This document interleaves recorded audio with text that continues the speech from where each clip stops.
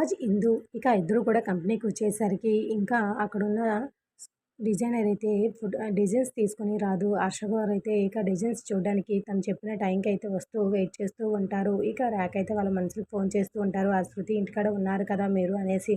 ఆ మేడం శృతి ఇంటికాడే ఉన్నాము. తను ఇంకా ఇంటి నుండి బయటికి రాలేదు అని చెప్తూ ఉంటాడు. తనైతే బయటికి రాకూడదు అనేసి స్ట్రిక్ట్‌గా అక్కడున్న మనుషులకి వార్నింగ్ ఇచ్చి ఫోన్ పెట్టేస్తూ ఉంటుంది. ర్యాక్ అయితే మరొక వైపు అయితే శృతి ఏంటి రాలేదని తన కోసం బయటైతే ఎదురు చూస్తూ ఉంటారు. రాజు, ఇందు ఇద్దరు కూడా ఇక రాజైతే ఆలోచిస్తూ ఉంటాడు. ఏంటి ఇంకా రాలేదనేసి అంటూ ఉంటే అక్కడికైతే కావ్య రాకైతే వస్తూ ఉంటుంది.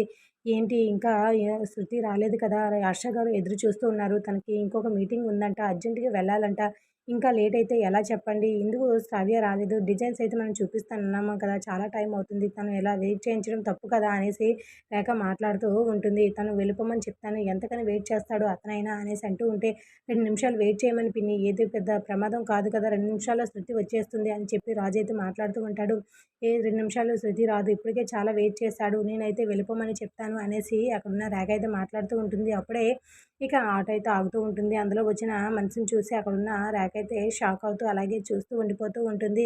ఇక కాస్త ఉపశమనంగా అనిపిస్తుంది. ఇక ఇందుకి అలాగే అక్కడున్న రాజుకి అయితే. కానీ అక్కడున్న ఇక శృతి చెప్పిన విషయం విని ఇందు అలాగే రాజు ఇద్దరు కూడా షాక్ అవుతూ ఉంటారు. మరి శృతి డిజైన్స్ వేసిందా? ఇందు అసలు ఏం చేయనుంది? ఈ గండం నుండి ఎలా గట్టెక్కుతుందో? రాజు ఎటువంటి పరిష్కారం ఆలోచిస్తాడు? రేఖకు మళ్ళీ ఈసారి షాక్ ఇవ్వనున్నాడా? లేదా వచ్చే ఎపిసోడ్‌లో మిస్ కాకండి. Like the video.